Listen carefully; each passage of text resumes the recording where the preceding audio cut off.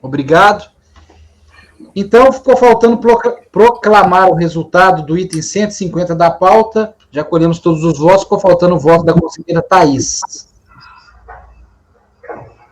Eu acompanho a relatora, presidente. Ótimo. Então, acordo os membros do colegiado por unanimidade de votos em conhecer parcialmente o recurso voluntário e, na parte conhecida, negar-lhe provimento. Próximo processo é o item 151, Arma do Brasil, relatoria do Silvio Renan. Renan, tem a palavra. Só tomar cuidado que tem dois da mesma empresa, está na pasta, então é o terminado em 94. Bom, no meu entendimento, esse processo é mais um daqueles casos de retificação de DCTF após despacho decisório, com apresentação de documentação comprobatória. Aliás, sem apresentação de documentação comprobatória. Mas vou trazer algumas particularidades dos casos no momento do voto. Então, trata-se de processo administrativo, decorrente da apresentação da DECOMP número tal, que utilizou crédito de pagamento indevido a maior, referente ao período de apuração 10 de 2005. Entretanto, o crédito que o contribuinte utilizou, o pagamento que o contribuinte utilizou como crédito, ele já havia sido utilizado anteriormente por meio também de uma declaração de compensação. Então, a única diferença desse processo para os demais é que o motivo da alocação do pagamento era alocado a um débito de declarado. Presidente, eu acho que o Pedro Bispo caiu. Desculpa, Renan. Mas ele estava aparecendo em duplicidade e agora não está aparecendo mais. Eu já estou aqui, foi que eu mudei de computador. Então tá. Desculpa. Ok, pode dar sequência, Renan. Então, a única diferença que eu vinha explicando nesse processo é que, nos normais em que a gente vem tratando diariamente, costumeiramente, é que o pagamento ele está alocado a um débito declarado em DCTF. Nesse caso aqui, o pagamento ele está utilizado em uma DECOMP, que a DECOMP, no final, ela é informada também em DCTF, mas a única diferença desse processo é essa. Então, em DRJ, a manifestação de conformidade foi julgada improcedente, justamente por não ter apresentado documentação comprobatória hábil, e agora, em recurso voluntário, o contribuinte defende que retificou as suas DCTFs e que ele juntou extratos de retificação que demonstram claramente a existência do crédito utilizado, não tendo sido tais documentos analisados pelo colegiado ACOR. Então, os documentos que o contribuinte alega que fariam prova do seu direito creditório é basicamente extrato de declaração. Então, vou desenvolver, já passando a voto, vou desenvolver o meu raciocínio justamente no que a gente já vem decidindo nessa turma, que é, se o contribuinte retifica a DCTF após a emissão do despacho decisório, ele tem a obrigação de trazer aos autos documentos de prova, documentos fiscais e contábeis, que possam, ao menos, levantar dúvida quanto à existência desse direito creditório, para que a gente possa baixar o processo em diligência. Nesse caso, como ele insiste em alegar o seu direito ao crédito, basicamente pelas retificações da declaração, eu, seguindo a jurisprudência da turma, entendi por negar provimento ao recurso voluntário, utilizando como fundamento um precedente da 3201, de que o princípio da verdade material, que é o fundamento do recurso do contribuinte, ele não visa suprir a sua inércia na produção de prova. Então, o voto por negar provimento é como voto. Ok. Conselheiro Pedro? Acompanho o relator. Cíntia? Vou acompanhar o relator. Renata? Não, só para saber, não tem nem DACOM nesse, né? Não é nem objeto de litígio, não. Não, era só para ser coerente com a minha posição mesmo, mas nesse caso, acompanho o relator. Ok. Marcos? Acompanho o relator. Sabrina? Com o relator. Thaís? Acompanho. Também acompanha. Acordo os membros do colegiado por unanimidade de votos negar provimento ao recurso voluntário. Obrigado, Renan. Próximo, 152 nós já julgamos, que era da Renata. 153, Sonova do Brasil, relatoria da Cíntia. Cíntia, tem a palavra.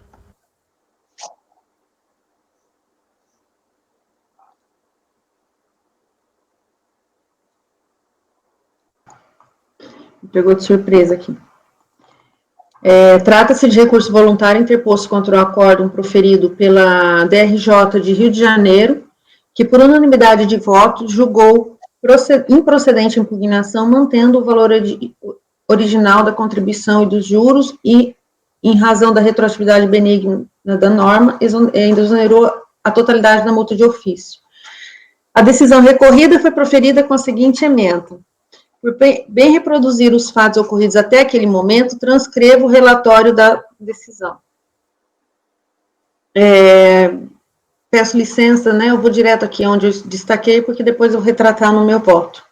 A contribuinte recebeu a intimação pela via eletrônica em 13 de nove de 2017, apresentando recurso voluntário em 13 de 10 de 2017, pelo qual requer a reforma da decisão recorrida, o que fez em razão dos seguintes argumentos. Preliminarmente, ela requer a nulidade do auto de infração, tá? Uma vez que tem sede em São Paulo e a DRF do Rio de Janeiro não teria competência para efetuar a fiscalização, e considerando se tratar de autuação fiscal, referente à apuração do PIS-faturamento, a impugnação da empresa recorrente foi julgada apenas em 2017, então ela fala sobre prescrição intercorrente, etc. E no mérito, requer a reforma da decisão em procedência do auto de infração, pois não restou configurado qualquer hipótese de pagamento ou declaração inexata. Requer igualmente a conversão do julgamento em diligência a fim de ratificar os valores efetivamente devidos, inclusive analisando as declarações e pagamentos entregues e disponíveis junto à Receita Federal, buscando esclarecer a verdade dos fatos e a inexistência da infração ora imputada à empresa. Conforme relatório, o recurso é tempestivo e preenche os demais requisitos de admissibilidade. Versa o litígio, né, como já mencionei, sobre o auto de infração lavrado em decorrência de falta de pagamento ou declaração inexata da contribuição para o PIS referente aos primeiros, segundo e terceiro trimestre de 98. A fiscalização foi realizada em auditoria interna sobre as DCTFs complementares. Argumenta recorrente que recolheu a tempo as contribuições devidas, o que não foi comunicado pelos estabelecimentos bancários à Receita Federal, sendo que a unidade de origem, antes de proceder à lavratura do auto de infração, deveria ter requerido a escrituração contábil para verificação de qualquer diferença, e apresentou com impugnação cópia de 8 DARFs recolhidas. A DRJ de origem, ela não acatou os argumentos de defesa e concluiu que a contribuinte não provou, não fez prova do seu direito. Eu só destaco aqui o item 11, né, que é do excerto que eu transcrevi, sem trazer outros documentos probatórios que permitam a certeza de que o valor complementar informado não é devido, e sim fruto de erro nas informações da DCTF, não há como reparar a cobrança à hora efetuada, posto que o valor original cobrado é o efetivamente informado. A recorrente pede pela conversão do julgamento em diligência para análise das declarações e pagamentos entregues e disponíveis junto à Receita Federal, afirmando que efetuou os pagamentos e as declarações que entendia devidos à época, e considerando os termos da própria decisão recorrida, era comum a duplicação de valores declarados em DCTF quando houvesse DCTF complementar. Chama atenção a afirmação do ilustre julgador Acó sobre a possibilidade de erro na repetição do débito e respectiva informação em duplicidade na DCTF complementar, bem como a constatação de que os valores informados como devidos de PIS, constantes das DCTFs atuais, são coincidentes com os valores informados no auto de infração e também nos DARFs apresentados. Por sua vez, diante de um possível erro no preenchimento da DARF complementar e tendo em vista que os DARFs, tá faltando um aqui, que os DARFs devidamente recolhidos foram acostados aos autos, as folhas 25 e 32, eles não foram contestados pela autoridade fiscal e ou pelo julgador Acó quanto à sua autenticidade. Então, é razoável que seja realizada uma apuração detalhada sobre o débito indicado em auto de infração, contrastando tais comprovantes de pagamentos e as informações constantes da DCTF com livros contábeis e fiscais, possibilitando exaurir toda e qualquer dúvida sobre o lançamento de ofício. Aqui, no caso, aplica-se ao presente caso o princípio da verdade material, vinculado ao princípio da oficialidade, que exprime que a administração deve tomar decisões com base nos fatos tais como se apresentam na realidade, tá? Novamente, estou falando sobre a possibilidade da busca pela verdade material e também aos princípios, né, da eficiência, finalidade, motivação, razoabilidade, previsto pela Lei 9.784/99, tá? E, por fim, estou falando que, citando os acordos com relação à verdade material. Portanto, é dever dessa relatora, antes de proferir decisão conclusiva para análise do colegiado, cercar-se de todas as providências necessárias para a produção de provas, visando elucidar as dúvidas acerca do litígio em análise. E, por tais razões, antes de proceder ao julgamento, possibilitando a correta averiguação dos valores considerados como inadimplentes e objeto do lançamento de ofício, propõe a conversão do julgamento em diligência para que sejam tomadas pela unidade de origem as seguintes providências: intimar a contribuinte para apresentar documentos contábeis e fiscais para comprovação dos pagamentos realizados e informações constantes da DCTF complementar, e analisar a documentação constante dos presentes autos, bem como outra que vier a ser apresentada, confrontando os valores e demais informações que lastrem os argumentos de defesa, elaborar o relatório conclusivo sobre as respectivas constatações e intimar a recorrente para a manifestação, e após cumprimento da diligência, retornar os autos para julgamento, como voto. Neste caso aqui, o que se foi questionado é que não ocorreram os pagamentos, né, dos DARFs. Então, ficou um saldo em aberto, e ela questionou, falou que ela não tinha informado, depois ela fez uma DCTF complementar, informou, não foi considerado, e, enfim, diante dos DARFs que foram trazidos aos autos, e não foram questionados, eu entendo que deve sim ser averiguado, comparado. Ok, sim. Posso continuar? Sim, Pedro. O que eu entendi aqui que ela fez ela alega que houve declaração em duplicidade em DCTF, né? Isso, porque ela apresentou uma DCTF complementar. Complementar e estaria em duplicidade, mas não trouxe nenhum outro elemento para demonstrar que realmente essa DCTF estava em duplicidade com relação à base de cálculo das contribuições, né? Mas o que me chamou a atenção foi, até destaquei aqui em negrito, nas folhas 4, no final, que o próprio julgador da DRJ, ele confirmou que existia realmente a possibilidade dessa repetição dos débitos em duplicidade na DCTF original e na complementar, né? E também ele confirmou que os valores informados como devidos constantes das DCTF são coincidentes com os valores informados no auto de infração, e também com relação aos DARFs que foram apresentados com impugnação. Então, assim, esse fato, essa observação da decisão da DRJ me chamou a atenção para que se converta em diligência antes de julgar. Ok. Mais algum questionamento? Marcos? Agora, seus questionamentos são muito bons, então, porque é uma posição diferente da tua. Essa questão, né, ele alega que poderia haver uma duplicidade, né, que há uma duplicidade, e não traz nenhum documento que comprove a base de cálculo, né, para a gente verificar se houve a duplicidade ou não. Essa é a questão que eu vejo. Sim.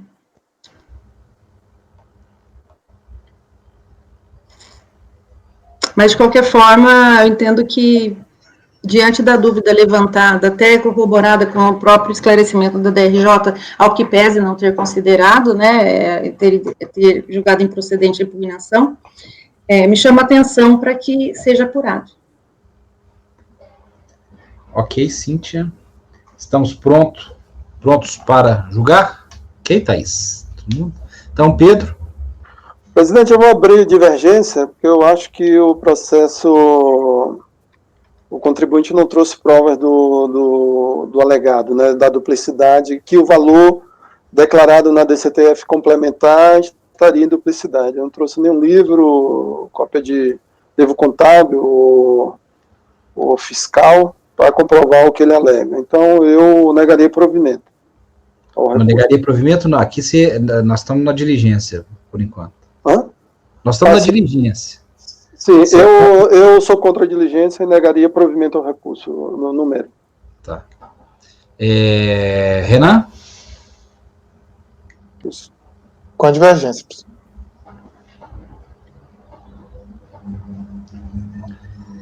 Renata?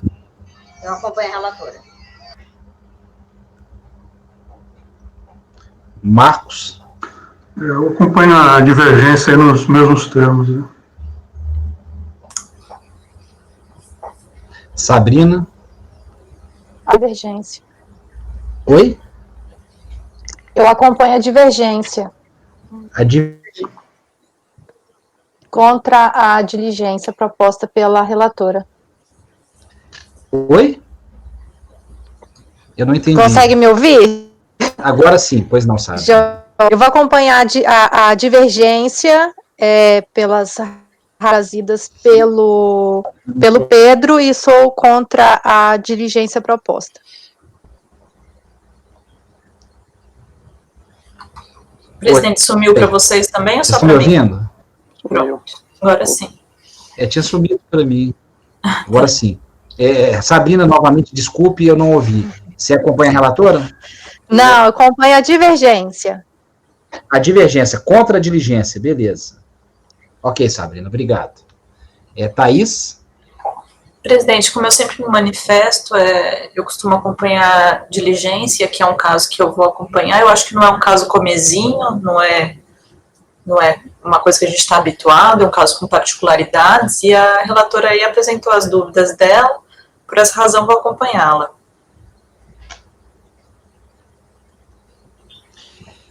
Um caso complexo, eu gostaria que tenha sido resolvido antes. Eu vou acompanhar a relatora porque ela não se sente à vontade no julgamento, tem alguma questão de direito, apesar de o conselheiro Marcos levantou bem essa questão, mas a relatora, ela é a dona do processo, ela não se sentiu à vontade, tem alguma fumaça também para a gente verificar, então eu vou votar pela diligência acompanhando a relatora. Então, nesse caso, a diligência foi aprovada por voto de qualidade. Ok? Então, resolvem os membros do corpo.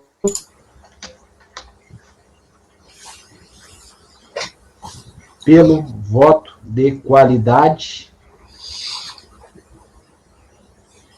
Converter o julgamento do recurso em diligência nos termos do voto da relatora. Vencidos os conselheiros Pedro Souza Bispo, Silvio Renan do Nascimento Almeida, Marcos Antônio Borges e Sabrina Coutinho? Isso, Barbosa. Barbosa, ok. Ok, Cintia, então, diligência.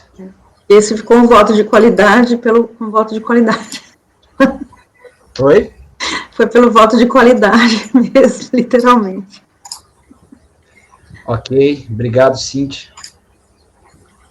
Próximo processo, conselheira Thaís, Droga Vida Comercial, 154. Vamos lá, pessoal, não é um processo curto também, então eu vou tentar otimizar o nosso tempo, tá? É um processo sobre crédito de PiscoFins de empresa do setor de farmacêuticos, então o que está por trás aqui é uma cadeia monofásica de PiscoFins, tá? E se vocês observarem aí do relatório, foram diversas glosas, não só do produto farmacêutico em si, que está aí tributado com base na incidência monofásica do PiscoFins, mas também o frete da compra desses produtos, o frete da venda desses produtos e combustíveis, tá?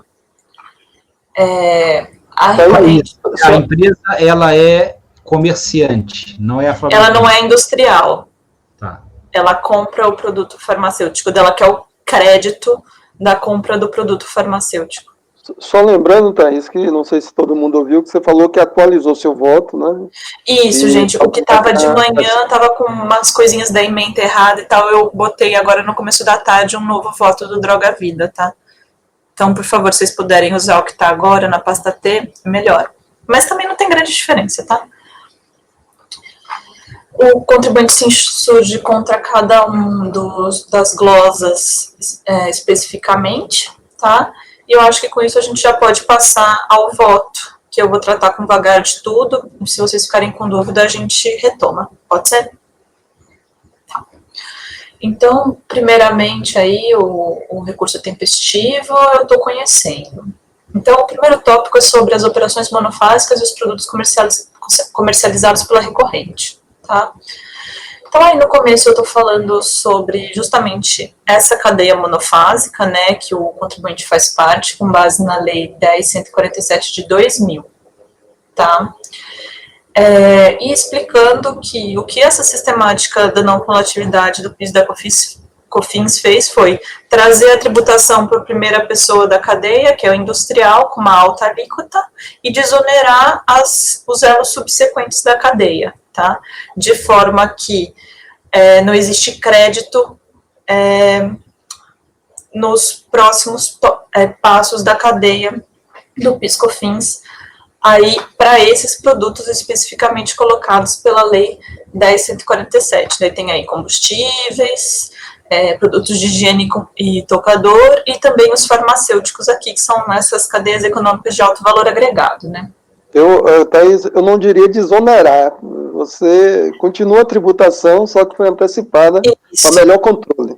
Isso, exatamente. Justamente por uma questão de controle, né? Então fica mais fácil tributar tudo na saída do industrial.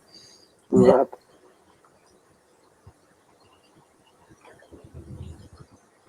Bom, eu estou citando aí a Lei 10.637, o artigo 3º, inciso 1b, que fala justamente de como vai ser feito o cálculo desses produtos adquiridos para revenda, que é justamente o que a contribuinte faz aqui. Ela adquire produtos farmacêuticos para revenda, tá?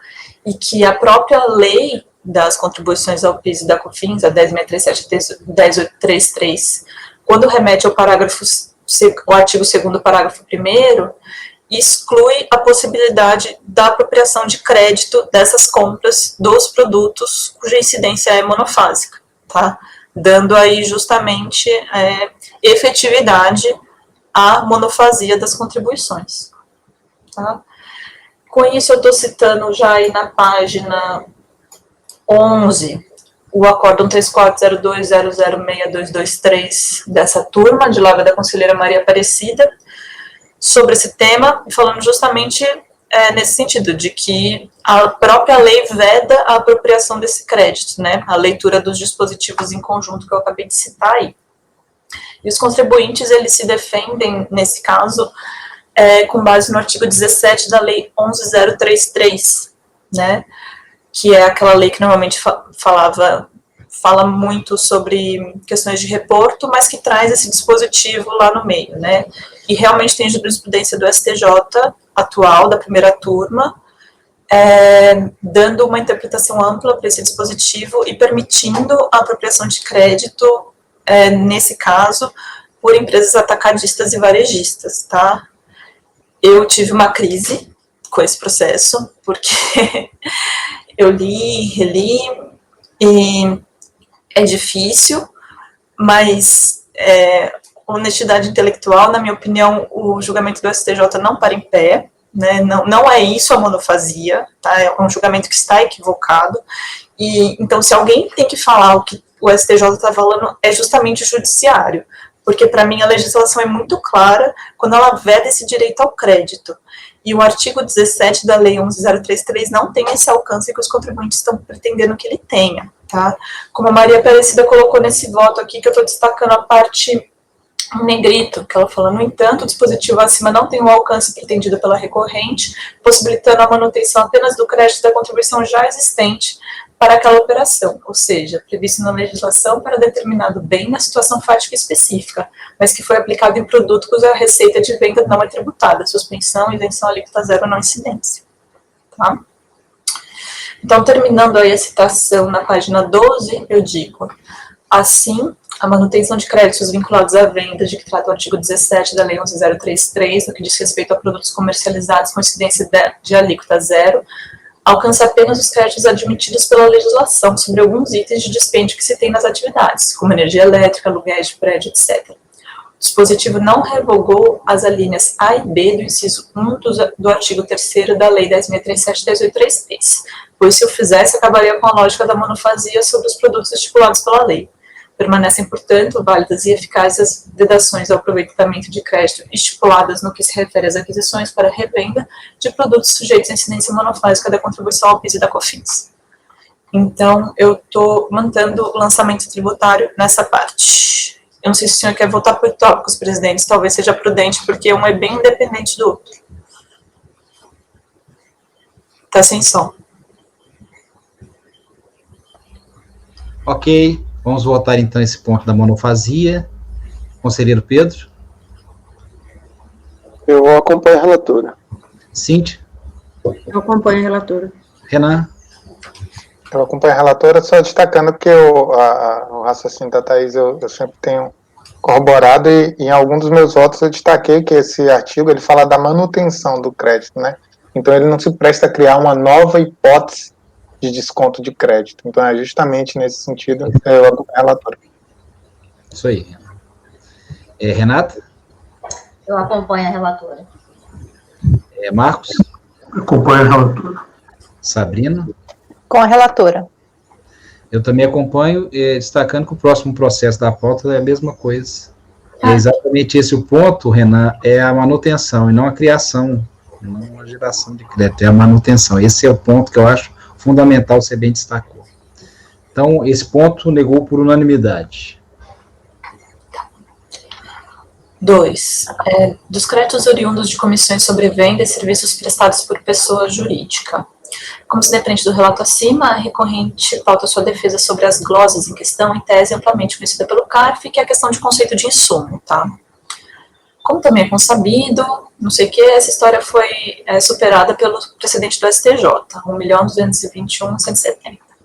Pois bem, no presente caso, o auditor da Receita, que fiscalizou a empresa nos períodos acima mencionados, glosou as despesas com comissões sobre vendas e serviços prestados por pessoas jurídicas. Contra tais glosas, como foi dito, se defende sobre o conceito de insumo.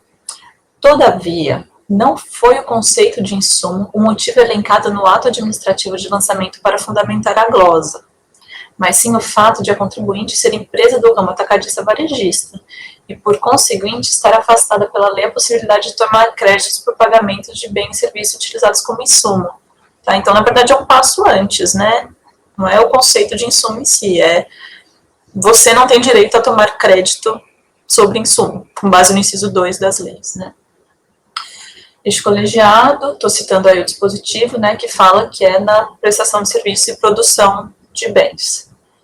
Esse colegiado, na mesma linha da jurisprudência do CARF, enfrentou a questão no acórdão 3402.006.026 da conselheira Maria Aparecida, falando justamente isso, né, que o dispositivo é claro sobre, quando ele fala até, que é na produção de bens ou prestação de serviços. E aqui, nesse caso, como ela é só comercial, ela não tem nenhuma fase de produção de bens e prestação de serviços, eu não consigo, nem pelo repetitivo do STJ, conceder esse crédito aqui, tá? Então, eu estou falando aqui já no final da página 14. Ou seja, os critérios da essencialidade e relevância afirmados no RESP devem ser aferidos em relação ao processo produtivo do qual origina o produto final ou a execução do serviço, não se aplicando para a tomada de créditos na atividade de comercialização de mercadorias. Tá? Então, eu estou mantendo as glosas. Glosas não, né? O alto.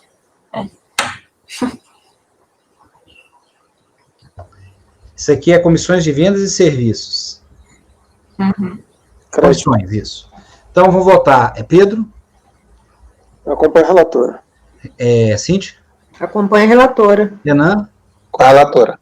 Renata? Acompanho. Marcos, Acompanha, relator. Sabrina, Com a relatora. eu também acompanho. Próximo ponto, combustíveis. Daí começam umas coisas um pouco esquisitas que tem nesse processo, tá? Vamos lá. No que tange a glosa de crédito oriundo da aquisição de combustível, a recorrente traz argumentação específica. Primeiramente, apresenta a mesma defesa em relação à possibilidade de tomada de crédito, mesmo em cadeia de produtos sujeitos à monofasia. Porém, em seguida, passa a tratar do mesmo ponto, mas sob a luz do conceito de insumo, citando atos normativos da Receita Federal em seu favor. Cumpre destaque avaliar a motivação do auto de infração. A fundamentação da autoridade lançadora não foi o conceito de insumo para crédito das contribuições sociais, mas sim a falta de tributação na cadeia de vendas e revendas de produtos adquiridos em razão do regime monofásico dos combustíveis. Isso que foi estranho, tá? Vocês lerem lá no trecho do auto de infração, fala assim, ó, do total referente à aquisição de combustíveis, constatamos que tais aquisições foram realizadas junto às distribuidoras de combustíveis, que já usufruem da incidência monofásica quando a tributação dos combustíveis. Os mesmos já são tributados diretamente nas refinarias por força legal. Os mesmos não podem ser creditados por possuírem alíquota zero. Então, deixa eu ler. Ao assim fundamentar a glosa, a autoridade fiscal esqueceu-se que a mesma lei 10.833, no seu artigo 3º, inciso 2, garante o direito ao crédito relativo aos bens e serviços utilizados como insumo na prestação de serviços, na produção e fabricação de bens ou produtos destinados à venda, inclusive combustíveis e lubrificantes. Trata-se de regra que abrange aqueles que não trabalham com a revenda de combustíveis, como é o caso da recorrente. Então, o que eu entendi aqui é que a fiscalização motivou como se ela fosse parte da cadeia de distribuição de combustível. É o que está escrito aqui, e não tem mais nada falando sobre isso no auto de infração. É só esse trecho aqui que eu coloquei para vocês, tá? Se vocês quiserem ir lá, fiquem super à vontade. Então, daí eu digo em seguida, é claro que poderia ter a autoridade fiscal efetuado a glosa sob o argumento de que, embora em tese fosse possível a apropriação de créditos relativos à compra de combustíveis utilizados como insumo, a recorrente é atacadista, e por isso não teria tal direito, exatamente como fez com relação aos serviços prestados por pessoas jurídicas, que foi o item que a gente julgou agora, mas não o fez. E não cabe a este conselho alterar a motivação do auto de infração, sob pena de infringir o artigo 146 do CTN, quando proíbe a alteração de critério jurídico adotado pela autoridade administrativa no exercício do lançamento. Então, daqui para frente, nesse voto, eu estou falando sobre doutrina a respeito da alteração de critério jurídico, porque eu realmente me vi no impasse aqui, porque o que ele falou foi como se ela fosse uma revendedora de combustível, uma distribuidora de combustível, ou eu entendi errado? Assim. Thaís, aqui no caso, se me permite... Pois não. É claro que não vai ser pelo insumo, porque ela é revendedora, ele já está afastando, já tem essa premissa, a empresa aqui é comercial. Então, a possibilidade que poderia ter é se ela fosse revendedora. Então, acho que a questão de afastar pela questão do insumo já é premissa dele, a empresa é comercial. Mas não é isso que está escrito aqui, presidente, porque quando você vai no auto de infração, ele vai por cada um. Como que ele está motivando cada uma das glosas dele. E olha como que ele colocou aqui nesse tópico do combustível. Constatamos que tais aquisições foram realizadas junto às distribuidoras de combustíveis, que já usufruem da incidência monofásica quando a tributação dos combustíveis. Não estamos falando dos remédios aqui. Não, assim, é a incidência monofásica dessa pessoa. Está falando, porque a tributação dos combustíveis é monofásica, você não pode tomar crédito de combustível. Só que isso não é verdade. Porque qualquer pessoa que compra combustível e isso é insumo da pessoa, ela vai poder tomar crédito. Se a empresa for industrial ou prestadora de serviço. Mas não é isso que ele fala, presidente. Não é isso que ele fala aqui. Eu não consigo entender. Ele foi muito infeliz na hora de fazer o auto de infração. Na minha opinião. E não é mentira. Mas não é motivo para glosar, porque ele não é da cadeia da monofasia do combustível. Esse não é motivo para glosar. Então, aí eu vou te perguntar a questão técnica. Esse crédito, ele estava lá no registro dele como o quê? Como insumo? No pedido dele? Ele se ou estava lá no montante da monofasia? Ele estava se defende. Em qual campo? Você diz nas declarações do contribuinte? Qual que é a motivação do contribuinte para pedir esse crédito? Isso aqui é meu insumo ou isso aqui é de monofasia? Então, na defesa, ele fala da questão do insumo. Isso é auto de infração? Isso, esse é o ponto também. É auto de infração. Então, assim, qual que foi a motivação do auto aqui? Foi essa. Não, mas na linha lá do DACOM, isso estava como o quê? Não sei, presidente, teria que olhar. Deixa eu abrir aqui. Eu acho que isso também. Mas, Não tá no seu presidente, relatório, não. sim, nem existe uma linha da DACOM para ele falar que ele é da cadeia monofásica do combustível. Mas eu queria saber se ele está considerando isso como insumo. Porque aí o seu raciocínio, em tese, poderia estar correto. Porque se ele está como insumo e a fiscalização está glosando isso, a fiscalização logo tem que falar que isso não é insumo. Entendi. Não seria isso? É a linha 2 da ficha 16A. Boa, Renan, Bens fala aí. utilizados como insumos. Eu estou aqui com um único período, de janeiro de 2008, está zerado. Está zerado. Então ele não está. Bens como utilizados como insumo está zerado, mas eu só estou olhando de janeiro de 2008. Estou baixando aqui mais para... Você tem alguma ideia do período, Thaís? Que se essa Dos despesa ela é relativa combustíveis. especificamente a um período? De qualquer forma, eu estou aqui baixando. 15. Deixa eu ver aqui no relatório se não dá para situar melhor.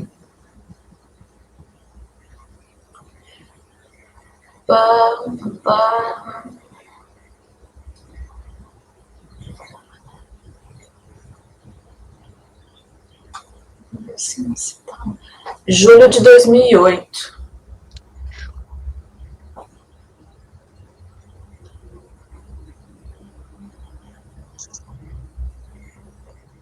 Deixa eu dar uma olhada na de julho. Que realmente é pertinente. Se o contribuinte não traz nenhum bem utilizado como insumo, porque o auditor se esforçaria para descaracterizar como insumo. Faz sentido. Não, faz sentido. Então, aqui no relatório fala que, com relação a um valor aí de 8 milhões, lançados no mês de julho de 2008... Ele está lançado como outras operações com direito a crédito. Isso, aí então por isso que ele vai nesse raciocínio, Thaís. O auditor não tinha outro jeito de fazer isso. Como não, presidente? É só chamar ele para falar sobre qual que é a posição dele. Esse valor de Nunca 8 falar milhões, que 300, 530. Gente, o auditor está falando que ele é de uma cadeia de distribuição de combustível. É isso que está escrito no auto de infração. Não está escrito E o cara é isso. revendedor de remédio. Não está escrito que ele está falando que o cara é de uma cadeia de revenda. Ele está falando que não pode, porque esse produto é monofásico. Isso, e que por isso ele não tem direito ao crédito. Então, não existe, se fosse verdade isso aqui que está no auto de infração, não existe direito ao crédito de combustível para ninguém, porque a revenda de combustível sempre vai ser monofásico, mas não é todo mundo que está nessa cadeia, e justamente para quem não está na cadeia tem direito ao crédito, como é essa pessoa. Assim, com todo o respeito, eu entendo aí se vocês concordarem, mas para mim, assim, essa motivação simplória que foi feita aqui não para em pé de maneira nenhuma. É um erro em que incorreu o auditor no momento de motivar o auto de infração. Isso aqui que ele falou é erro de fato, na verdade. Assim, não é nem erro de direito, seria um erro de fato se fosse a gente aí... Porque ele enquadrou a contribuinte onde ela não cabe na lei, né? Sei lá. Então, de maneira nenhuma, pela razão pela qual foi cobrado esses valores, eu consigo concordar com ela. Ok, então você está anulando por conta de vício na motivação. Isso. Podemos votar ou mais algum esclarecimento, gente? Então, Pedro?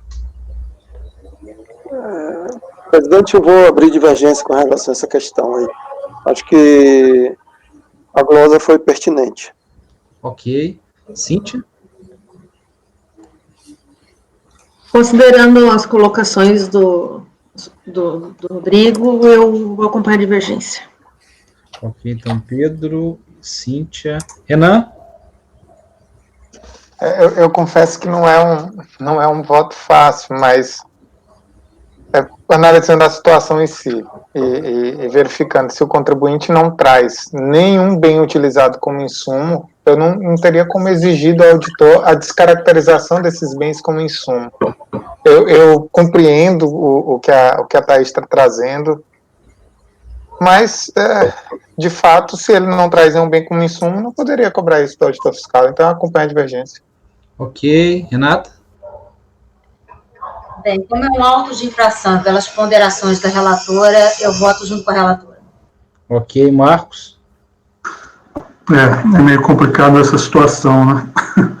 Ele não realmente não faz parte da cadeia, né, do combustível, mas vou acompanhar a divergência pelos motivos expostos. Ok. Sabrina?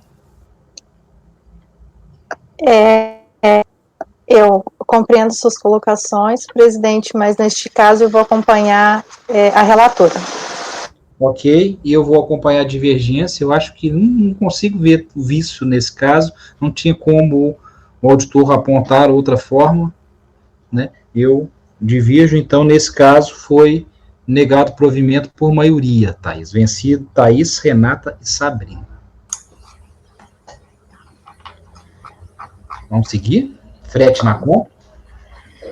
Frete na operação de compra. Aqui, presidente, eu acho que o senhor vai lembrar. É igual aquele caso do posto de gasolina, tá? Eu não, algumas pessoas não estavam aqui, então eu vou ler e vou explicar, tá?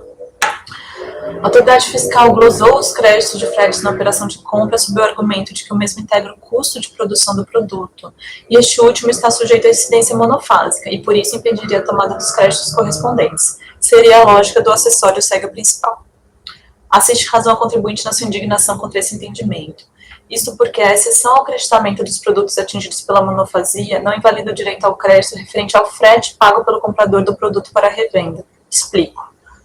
Mas, antes de tudo, ressalto que não se discute aqui a questão com base no artigo 3º, inciso 2 das leis, na condição de insumo necessário.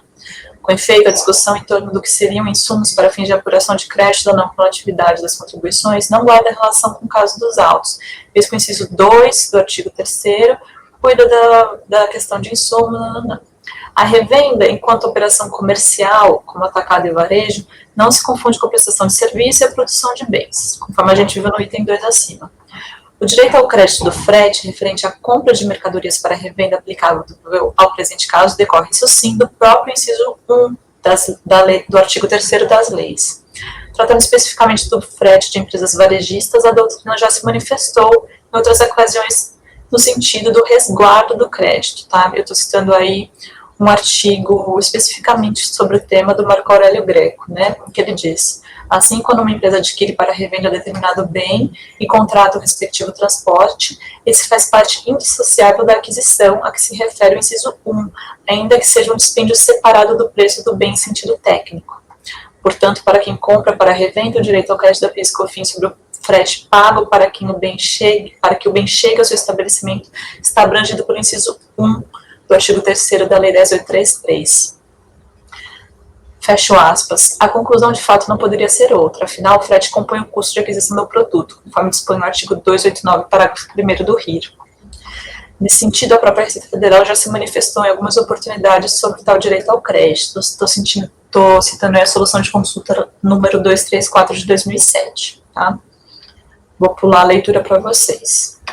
Pois bem, a recorrente adquire mercadorias para revenda, porém a empresa vendedora não entrega os produtos no seu pátio. Dessa forma, ela precisa contratar serviços de fretes de outra pessoa jurídica transportadora para que este produto chegue até seus estabelecimentos e que possa ser destinado à venda. Este frete, enquanto receita da transportadora, é tributado pela contribuição ao PIS e pela COFINS. Em outras palavras, no caso do frete pago pelo comprador, há duas operações distintas, uma para a empresa comercial e outra para o transportador. A empresa comercial, que é a recorrente, é sujeita ao regime monofásico, mas o transportador é tributado pelo regime não cumulativo. Nestes termos, o frete é uma operação autônoma. Trata-se, em verdade, de operação comercial com a transportadora, na sistemática da incidência não cumulativa, sendo que, repita-se, a sua receita pela transportadora é tributada pelas contribuições. Tais dispendios, portanto, são custos de aquisição dos serviços de frete e não custos de aquisição dos produtos farmacêuticos. Ou seja, muito embora estejam relacionadas, como acima mencionado, são operações distintas, normalmente com fornecedores distintos e, o mais importante, regime de incidências distintos. Dessarte devem ser analisadas de forma separada no que tange ao direito ao crédito das contribuições. Tá? Então, com isso, eu estou dando provimento nesse sentido, né, ao recurso do contribuinte, Aí eu continuo fazendo essa distinção entre essa lógica do acessório segue o principal, ela não é verdadeira quando a gente está falando de crédito de PIS/COFINS, porque o crédito de PIS/COFINS ele é dado com base na lei. E o que a lei fala? Que o produto não vai dar direito ao crédito, foi isso que a gente julgou no item 1. Mas ele não fala do frete. Essa vedação ao crédito do frete não existe para os revendedores dos produtos. Tá?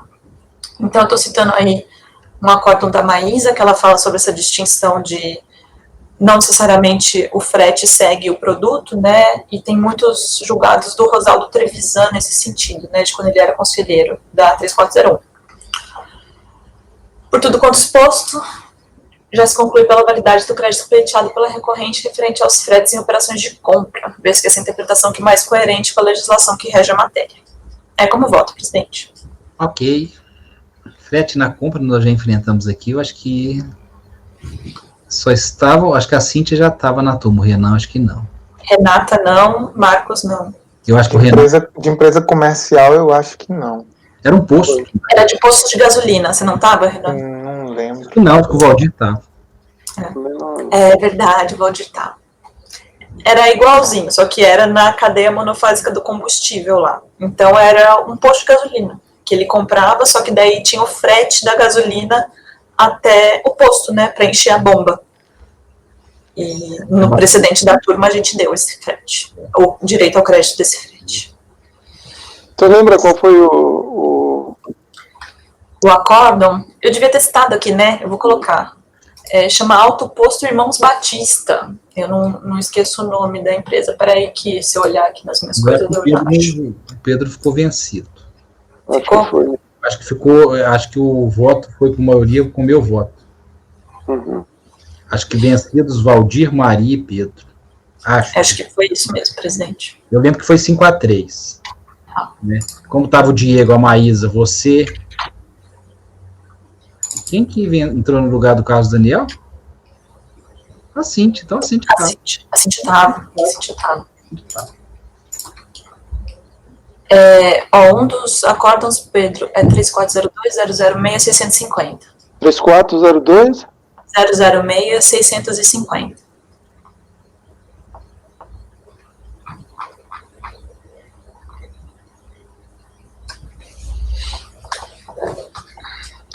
Eu estava achando que eu tinha julgado um da Panfarma, mas é frete na venda.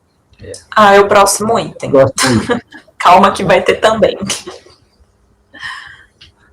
Mas já está aberto a debate? Está aberto a debate. Assim, nesse caso específico, eu acho que carece de fundamento legal esse crédito, porque para falar tudo que eu penso levaria muito tempo que nós não temos aqui, mas eu entendo o frete como integrante do custo de aquisição do produto adquirido e entendo, e hoje não concordava, mas hoje eu concordo com sua visão da possibilidade de análise autônoma do frete. Então, ainda que eu adquira um produto como, por exemplo, alíquota zero, que não dá direito ao crédito, e admitindo o frete como no custo de aquisição também não daria direito, que essa inclusive é a visão da Receita Federal, eu poderia retirar o frete, fazer uma análise autônoma como serviço insumo, e aí dar o direito ao crédito como insumo. Só que nesse caso, se eu retirar o frete de dentro do produto, do custo de aquisição, carece de previsão legal para o creditamento. Porque se eu analiso ele de forma autônoma como serviço, só resta das hipóteses legais o serviço insumo, que não é o caso do contribuinte, ele não é um fabricante. Lá era prestador de serviço, ou não? Sim, posto. Esse é o Nesse ponto. caso aqui, mas ele não é uma empresa comercial? Aqui Você não falou que ele não seria aplicável ao inciso 2º, Thaís? Foi o que eu entendi. Vejam, no começo do voto falando o tempo todo, eu não estou falando do inciso 2, eu não estou falando que é insumo. Para mim é com base no inciso 1 que a gente dá desse crédito. Tá? E aí que é fácil a remissão ao RIR e tal. Porque o inciso 1 fala que eu tenho direito a tomar o crédito dos custos que eu tenho com esse produto. Tá? Só que é bem para revenda, não é isso? Isso. E daí o bem é vedado pela lei. Mas tem esse outro valor que é referente ao frete. E esse valor do frete não é vedado. Tá, mas não é questão de ser vedado, é previsto o desconto de crédito. Aonde que está previsto? No inciso 1 é bem. O inciso 1 é bem. Só que o frete se agrega ao bem. Thaís. Tá? Mas Quando ele vai para revenda. é justamente o que a gente estava conversando. Ele não pode estar dando bem porque o bem não dá direito ao crédito. Porque vocês querem juntar um com o outro para negar, entendeu? Nesse raciocínio. E a ideia não é essa. Então, o número do acordo novamente, desculpe. Ah, desculpa. É o 3402 00 3402 006 650. é 6650. Isso? Isso. Tá. Pode repetir de novo, por favor, de 3402, que eu não estou encontrando. 006 650. Eu dei maioria mesmo com o voto de Rodrigo Mineiro. Uhum. Maísa voltou comigo, Cíntia voltou comigo. Na oportunidade, né?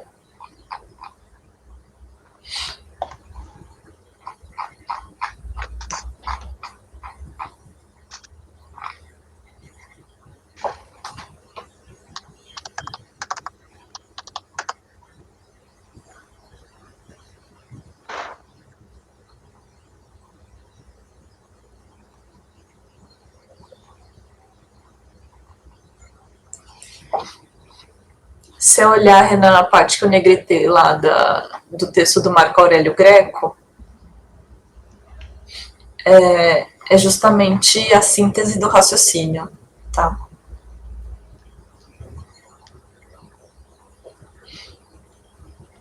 Entendi.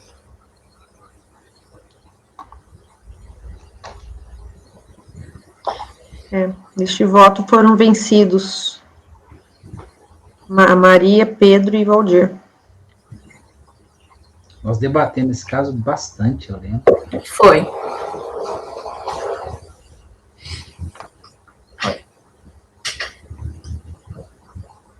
Tem uma declaração de voto da Maria aqui também. Porque o artigo 289, parágrafo 1º do rito, que eu acabei não lendo, o que ele diz?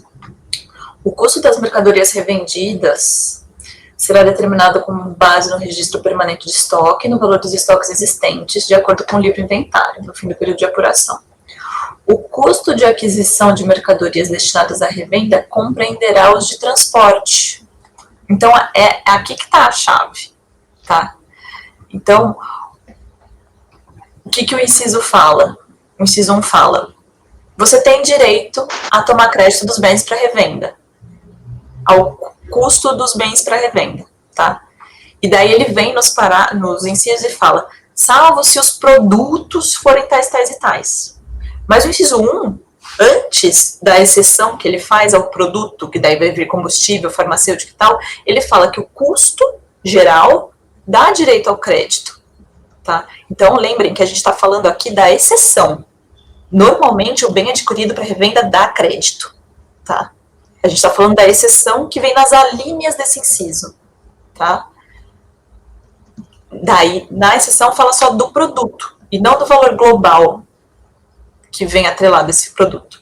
Então, é o próprio inciso 1, quando fala que o bem adquirido para revenda dá direito ao crédito, entendeu? Você não pode ver a exceção que está mais para frente no dispositivo vedando o seu crédito que está anteriormente, no próprio inciso 1, entendeu? Você não pode fazer a linha do dispositivo voltar para trás e falar que aquele crédito não existe, porque de forma global, regra geral, os bens adquiridos para revenda dão direito ao crédito.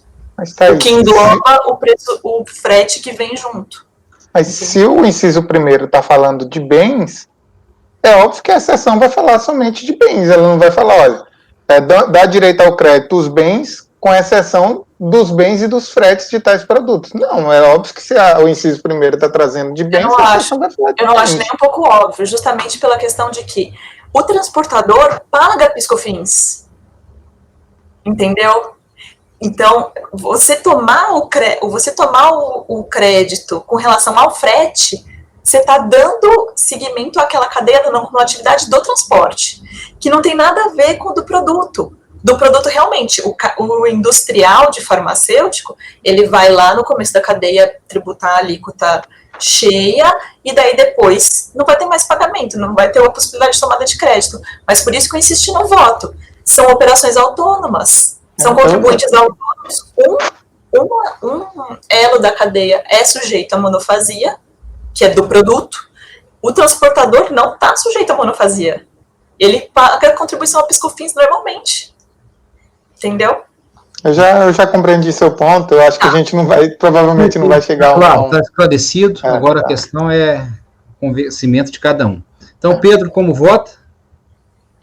Presidente, embora eu acho que fosse justo o acreditamento, né, eu entendo, assim como o Renan, que falta um amparo legal para se calcular frete na aquisição dessas mercadorias sujeitas à incidência monofásica na atividade de revenda. Ok. Serve divergência, ok. Cíntia? Eu vou manter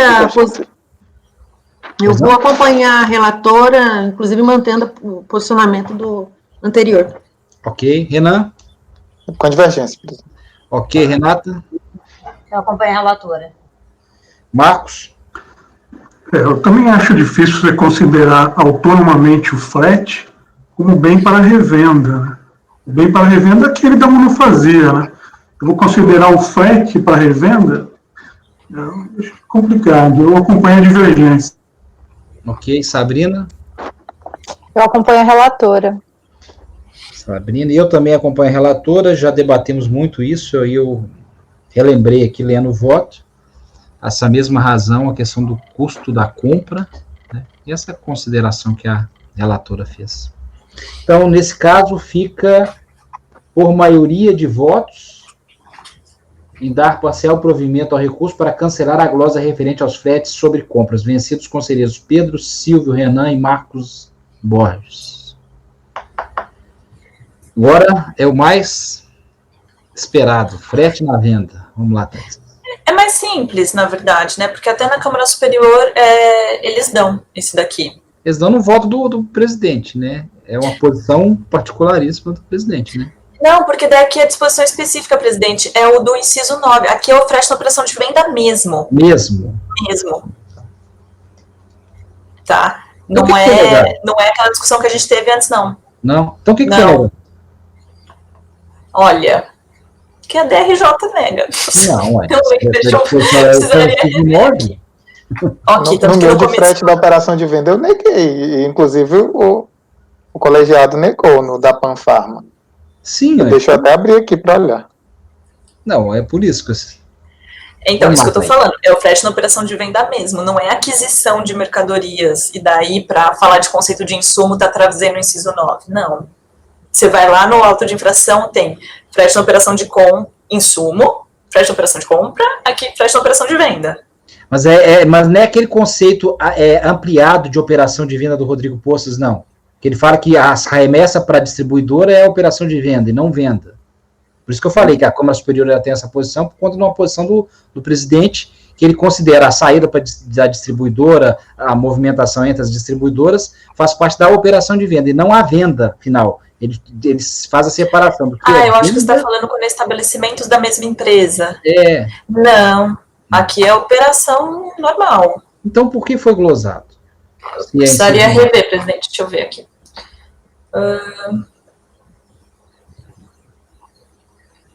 No começo desse tópico eu não estou falando. Deixa eu voltar ao relatório, página 20.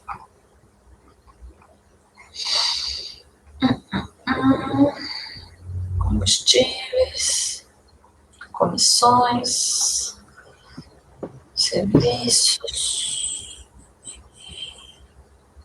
Porque o produto é monofásico. Pronto. Então é isso.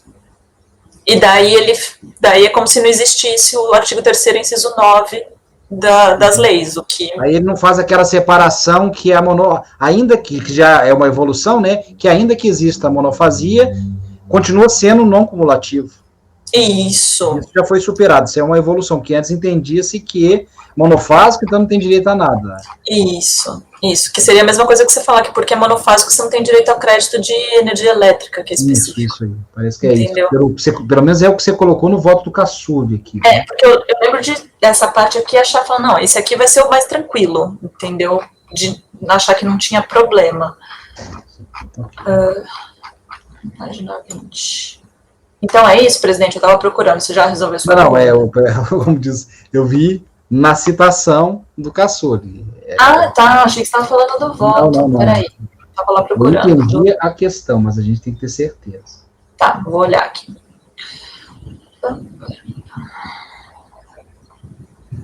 Aqui, estou no relatório na página 4. Eu Quanto lembrei, aos tá aí, se você fretes quiser que eu lhe sobre ajude, tá? vendas... Oi? Eu lembrei, se você quiser que eu lhe ajude. Aí, mas pode continuar. Nesse caso, quanto aos fretes sobre vendas, foi verificado que a vendedora fiscalizada suportou o ônus do frete, mas, no entanto, a fiscalizada deve respeitar o rateio quanto aos produtos sujeitos à incidência monofásica. Então, é isso mesmo, presidente. Por força da linha B, inciso 1 do artigo 3º. Constatamos que a fiscalizada já havia se creditado à época dos fatos geradores dos créditos inerentes à proporcionalidade do rateio oriundo das vendas de produtos não monofásicos. Quanto aos produtos monofásicos, esses não estão alinhados no direito creditório por força da linha B, inciso 1 da lei, do artigo 3º da lei 10.833. Ok. Então, ele está falando que porque é monofásico, não tem direito ao crédito na Não tem operação crédito de frete da operação de venda. E é justamente essa jurisprudência que eu vi que é tranquila no sentido de dar direito ao crédito. Ok. Renan, você fez alguma consideração? É que eu acho que o argumento que... Mas, pelo visto, não parece não ser a mesma situação, mas que seria por expressa previsão legal, que o artigo 3º, aliás, o inciso 9º, quando ele fala de frete na operação de venda, ele faz uma observação, que ele diz, nos casos dos incisos 1º e 2º, inciso 1 e 2. E o inciso 1, ele traz expressamente uma exceção na linha B, que seria da questão dos produtos monofásicos. Então, um dos raciocínios que é admitido é que, como no inciso 1 estaria a exceção dos produtos monofásicos, o inciso 9, quando ele vai fazer essa exceção do frete, ele também faria a exceção aos fretes vinculados ao período monofásico. Caso, né?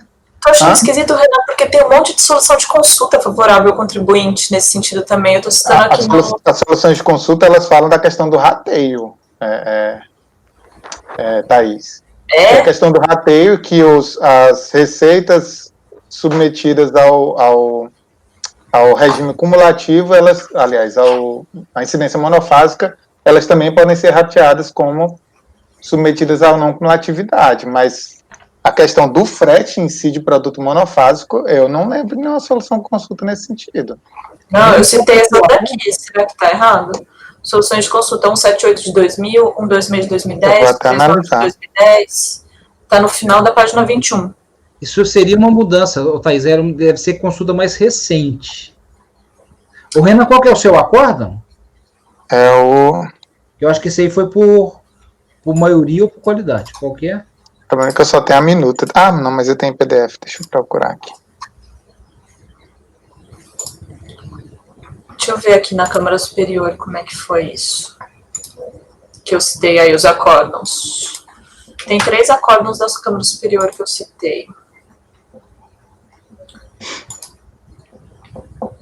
Inclusive, um deles, o mais novo, que é o de 2017, ele é da Profarma Distribuidora de Produtos Farmacêuticos. Então, vejam, é o mesmo business, né? Unanimidade no mérito por maioria de votos, negar-lhe prosseguimento.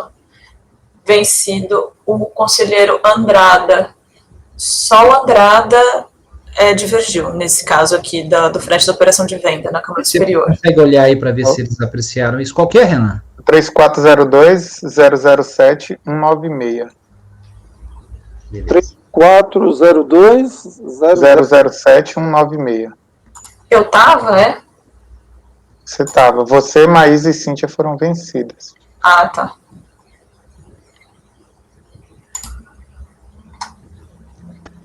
A ementa desse caso da Câmara Superior diz assim: as mercadorias sujeitas ao regime monofásico de incidência das contribuições ao PIS e COFINS, sujeitas ao regime não cumulativo de apuração das tais contribuições, têm direito de descontar créditos relativos às despesas com frete das operações de venda, quando por eles suportadas na condição de vendedor, nos termos do artigo 3º, inciso 9 da Lei 10.637 de 2033. Mas não apreciou isso com o Renan. Eu lembro desse caso do Renan, que o Renan foi bem nesse ponto. E nós debatemos isso, que ele remete ao inciso 1, e aí lá tem a exceção que fala do regime da vedação para regime para produto monofásico. Eu lembro desse caso do Renan mesmo. Aos poucos que eu vou vendo, vai me voltando à memória, porque eu tô lembrando da Maria tocando no ponto, que ela fala, gente, aqui é vedação legal, não é questão de interpretação, é uma vedação legal. O inciso 9, ele fala, exceto nos casos dos incisos, aliás, nos casos dos incisos 1 e 2. E o inciso 1 diz, exceto produtos monofásicos. Então, seria uma vinculação legal, que vai do 9 para o 1. Isso aí. E na Câmara Superior, acho que não foi apreciado isso, Thaís.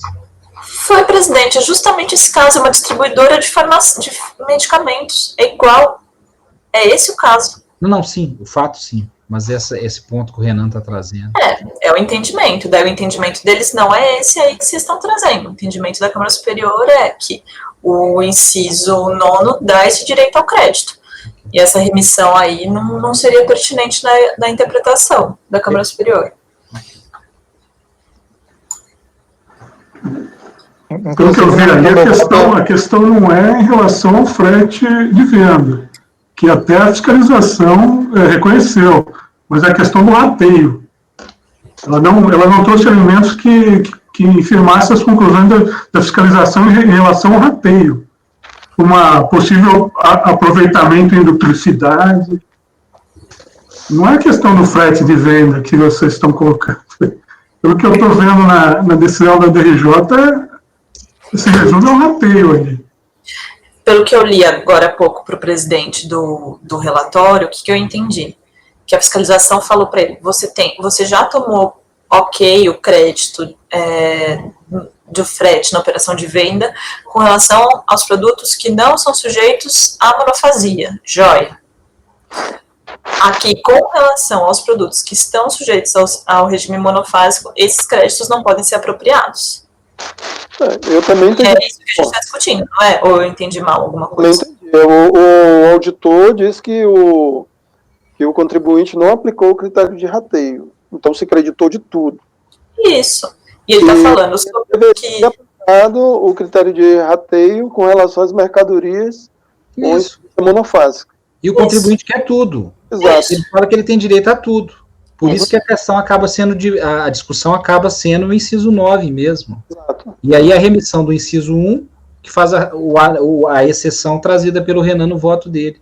Por isso que o rateio, por que rateio? Ele queria tudo. A lógica dele eu tenho direito a tudo. A fiscalização não, só tem direito a uma parte. Como você não fez o rateio, estou glosando. Mas ele entende que ele tem direito a tudo, essa é a defesa dele, é isso que nós estamos apreciando. E foi isso que a Câmara Superior julgou, que o frete na operação de venda de produtos com incidência monofásica dá direito ao crédito. Okay. No meu voto, eu trago, inclusive, a existência de um acórdão da Câmara Superior em sentido contrato. Na época. Ok. Eu não sei se é o mesmo. Nós debatemos também bastante, e a Maria ela foi bem incisiva nesse ponto. Podemos votar então, gente? Acho que todo mundo já conhece o caso. Vamos lá? Conselheiro Pedro? Eu vou abrir divergência, presidente, mantendo o meu voto no acordo que Renan citou, e o expressa vedação legal a esse acreditamento. Perfeito. Cíntia? Eu vou acompanhar a relatora. Ok. Renan? A divergência. Renata? Eu acompanho a relatora. Marcos? Acompanha a divergência. Sabrina? Eu vou acompanhar a relatora. E eu acompanho a divergência e deu empate. Nesse caso é auto de infração. Então aqui vai ser aquele negócio do empate, né? Tá, beleza. Pode seguir? Tá. Ai, peraí que eu tinha perdido a página que eu tava. Agora é só a multa, né? Multa de 75% em condicionalidade, estou afastando por conta da súmula CARF número 2. Depois juros sobre multa de ofício, Estou falando que incide também simula CARF número 108. Diante do exposto, voto no sentido de dar parcial provimento ao recurso voluntário para anular o lançamento referente ao crédito oriundo da compra de combustíveis, que era a questão lá da motivação, né? 2, cancelar a glosa referente aos fretes sobre compras. 3, cancelar a glosa referente aos fretes sobre vendas. Eu já vou proclamar o resultado aqui, eu estou anotando, só um instante.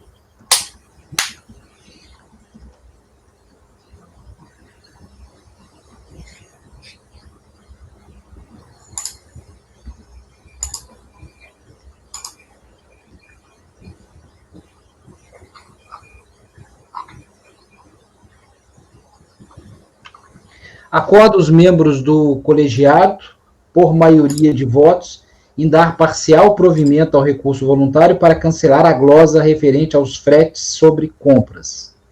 Vencidos conselheiros Pedro Souza Bispo, Silvio Renan do Nascimento Almeida e Marcos Antônio Borges. Vencidas conselheiras Renata, Sabrina e Thaís, que davam provimento também, né? Para anular o lançamento referente ao crédito oriundo da compra de combustível. Designado pode ser Pedro Bispo?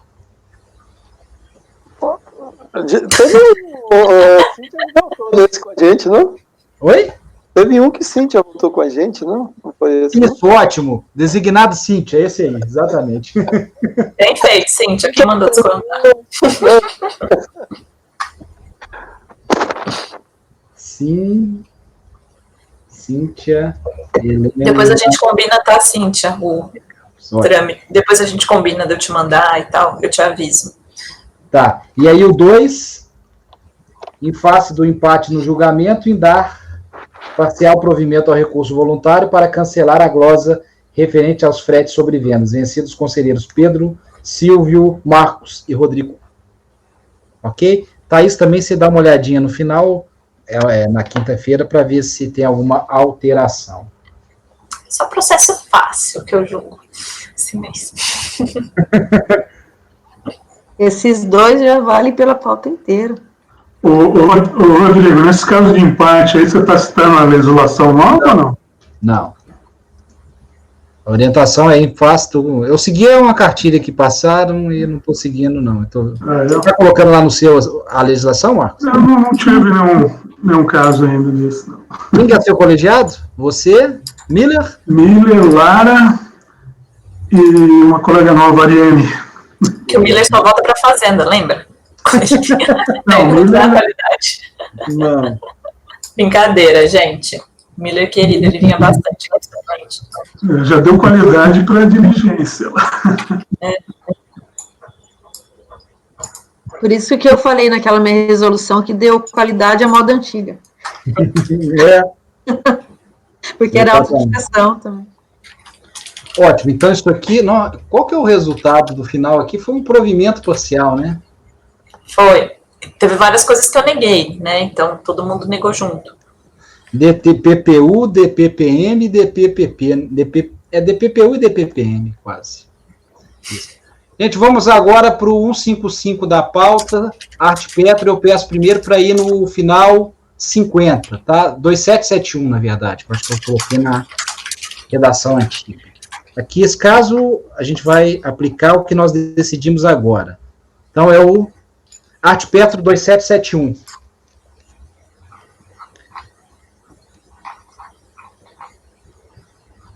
Aqui é ressarcimento, e a discussão aqui é crédito de... Vamos lá para o voto já? A questão trazida a julgamento centra-se na possibilidade de restituição de créditos oriundos de aquisição de combustíveis derivados de petróleo para revenda, submetidos à incidência monofásica. A recorrente alega seu direito à restituição dos créditos vinculados a operações de gasolina e óleo diesel realizados à alíquota zero a partir de modificações do inciso 4 do parágrafo 3º, no artigo 1 da 10.637 da 10.833, e também alega lá o artigo 17 da 11.033 que a Thaís já trouxe. Então, aqui no caso, é o mesmo ponto enfrentado pela Thaís, Também já enfrentamos esse caso, tem um voto meu também no mesmo sentido, há um tempo atrás, afastando o artigo 17, e é o ponto que o Renan destacou no voto da Thaís quando nós julgamos, aqui é manutenção e não criação de crédito, né? Eu cito a doutrina do André Mendes e falo que se a questão do crédito fosse possível, desvirtuaria todo o regime monofásico, né? Toda a lógica da monofasia. Então, da mesma forma que nós afastamos no outro, aqui, negando provimento ao recurso. Cito diversos precedentes, inclusive dessa turma, esse ponto não tem muita controvérsia, né? Então, esse é o resumo do voto. Acho que no CARF, né? Eu não conheço nenhum precedente do CARF que dá esse crédito. Ok. Então, Pedro? Acompanhe o relator. Cíntia? Acompanhe o relator. Renan? O relator. Renata? Relator. Marcos? Com o relator. Sabrina? Acompanho. E Thaís? Acompanho. Qual dos membros do colegiado, por unanimidade de votos, e negar provimento? Só um segundo.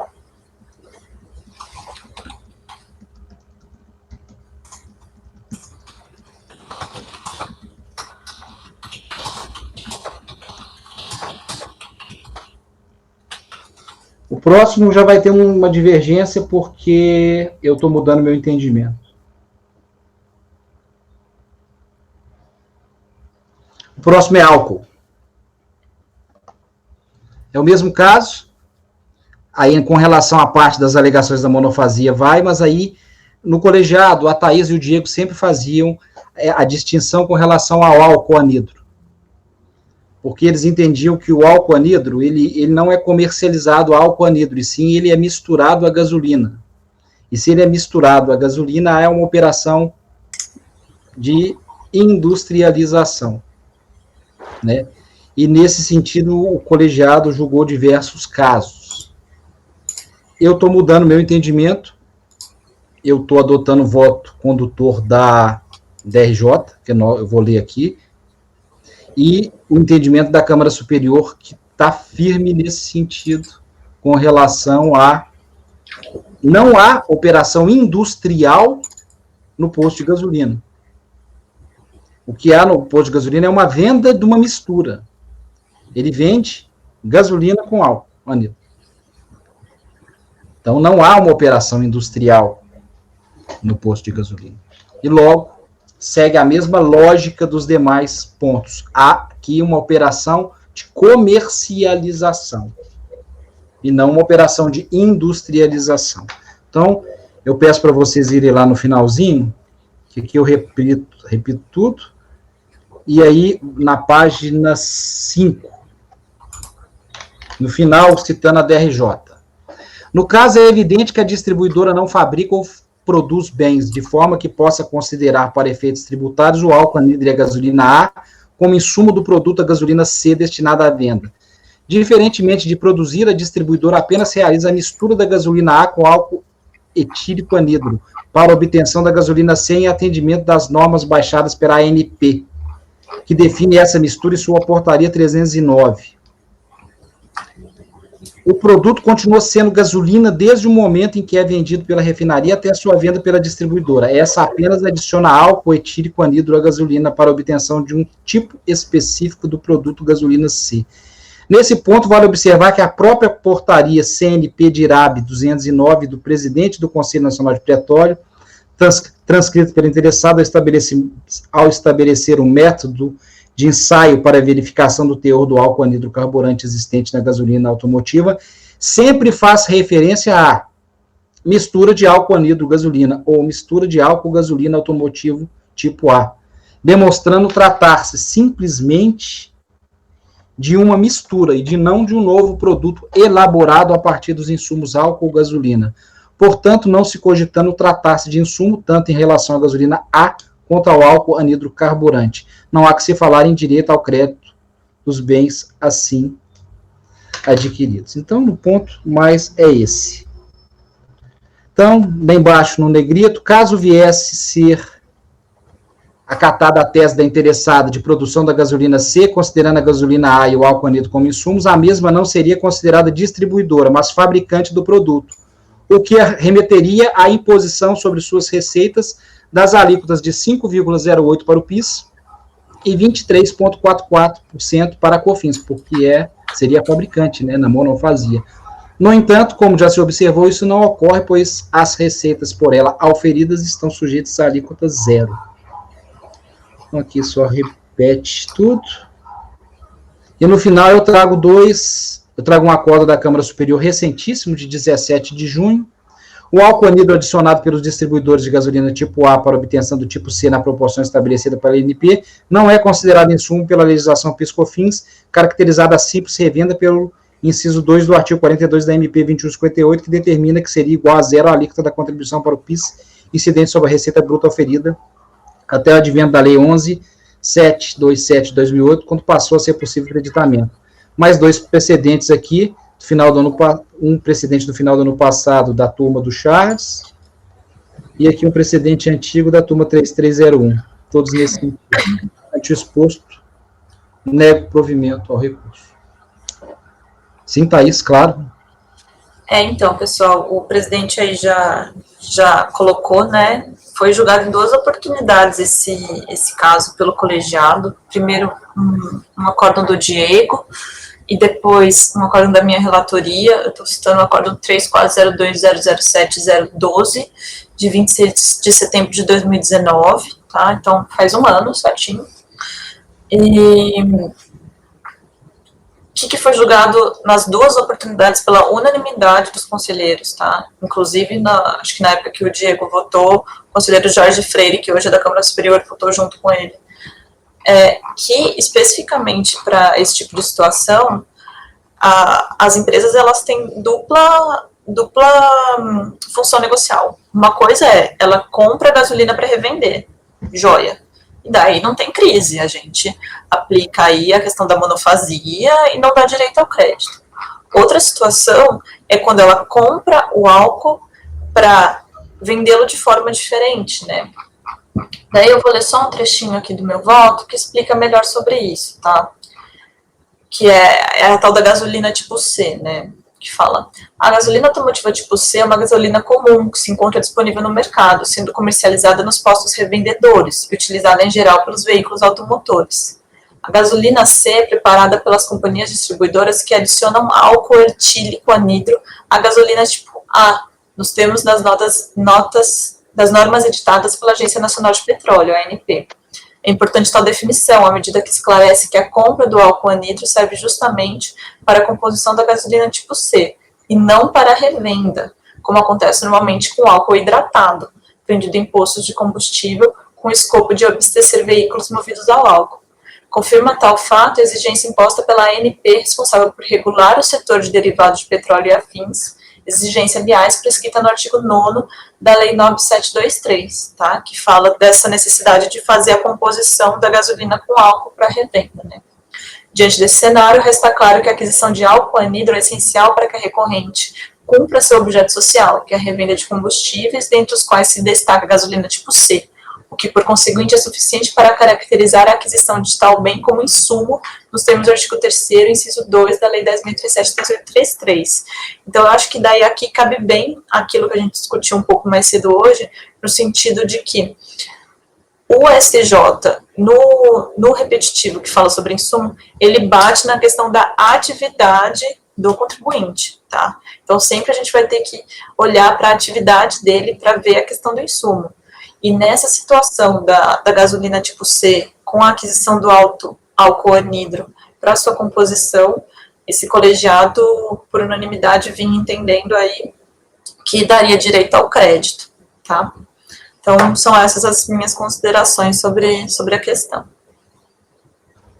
Ok, Thaís, exatamente. Essa é a posição. Então, eu só destaco a virada de posição da Câmara Superior também, nesse ponto. Eu acho que não tinha na época, na verdade, precedente. É posterior? De quando que é? É de agora, de junho. Ah, tá, por isso. A gente não discutiu o acórdão da Câmara Superior. E eu não quis repetir, transcrever o voto, não, porque está assim, até como se fosse uma coisa óbvia. Né? Fundamento que não há industrialização no posto de gasolina, né? Não... Exatamente. Lá, e a venda é de uma mistura de álcool com gasolina. Álcool. Então, a gasolina assim é uma mistura do Lembrando que a gente está falando de PIS/COFINS e não de IPI, tá? Então, não tem uma industrialização, não é um negócio mas que me isso é incomoda. relevante, porque eu vou para o inciso 1 ou para o inciso 2, né? É assim, com relação Sim, é que quando você bate na questão de industrialização, parece que você está remetendo aí a questão do IPI, né?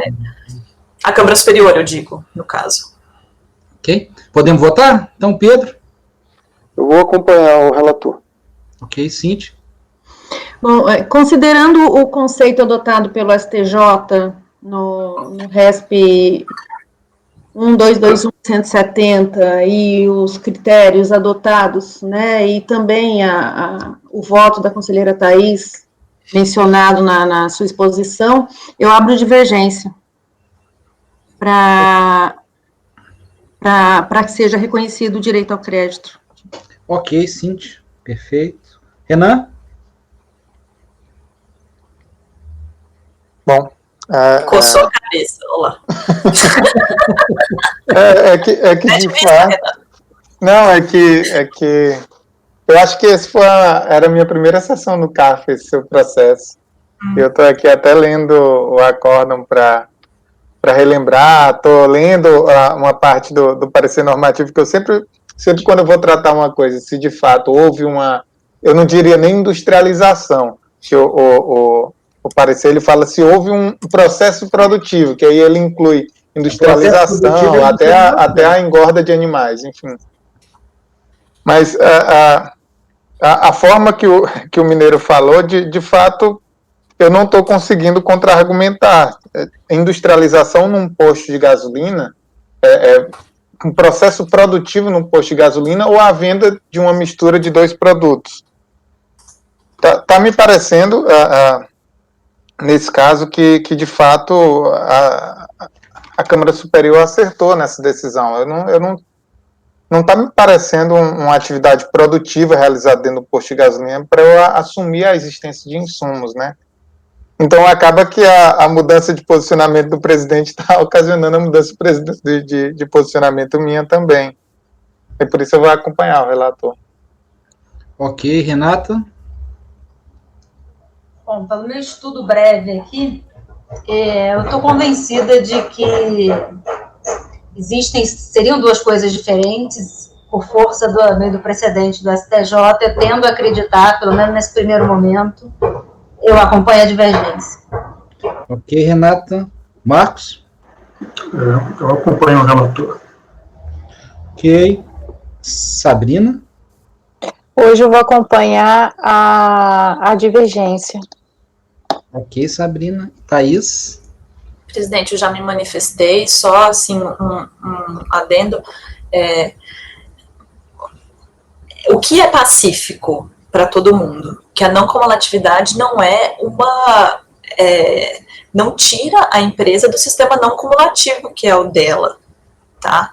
Então, assim, essas interpretações, na minha opinião, afastam completamente uma coisa da outra, como se a empresa deixasse de ser uma empresa que apura a contribuição ao PIS/COFINS no sistema não cumulativo e não simplesmente de que para algumas operações específicas ela está sujeita à monofasia, né? Então, para mim, aqui nesse caso, muito embora ela tenha essas operações de incidência monofásica, para outras operações, não necessariamente isso vai ser determinante.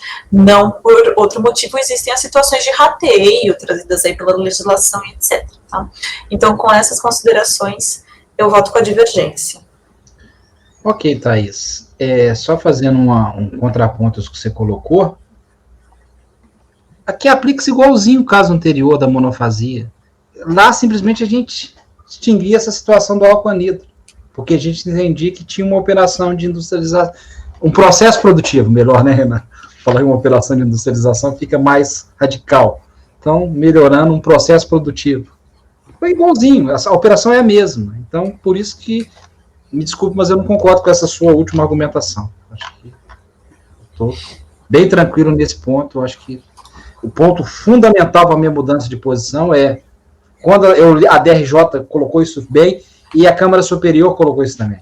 Lá não tem uma operação de industrialização, que é vendida é uma mistura. Então esse foi o ponto. Né? Mas eu respeito sua posição. Então, vencidos os membros a qual dos membros do colegiado, pelo voto de qualidade e negar provimento ao recurso voluntário. Vencidas as conselheiras Cintia Helena de Campos, Renato da Silveira Billing, Sabrina Coutinho Barbosa e Thaís de Laurentiis Galkovic. Eu sabia que a gente teria um embate, porque eu lembro bem do caso que eu julguei minha relatoria no início do ano passado, você acompanhou e você falou bem, esse caso não é álcool anidro, porque álcool anidro eu tenho um precedente e o Diego tem um precedente. Né? Eu lembro bem disso. E aí a gente julgou, no caso foi unanimidade, igual o item 155, né? Aí, quando eu vi esse caso, eu disse, opa, aqui tem álcool anidro. Pode ser designado. O caso do Diego, e aí o outro lado eu analisei a outra situação e falei assim, opa, aqui eu vou ter que mudar, não vou concordar com a Thaís mais. Mas eu sabia. Se quiser, pode me designar para redigir, presidente. Eu vou ter que dar aqueles... Eu venci. Voto de Não é auto de infração? Não, isso é ressarcimento. Desculpa. Tá. É acordo do membro colegiado, pelo voto de qualidade e negar provimento. Ok, vamos dar 10 minutinhos então para Thaís. Falta um processo só do dia, tá, Thaís? Tá, não, é 5 minutos e eu volto. Beleza, 5 minutos, então não vamos dispersar muito não, gente. Tá? Tá, obrigada. Então,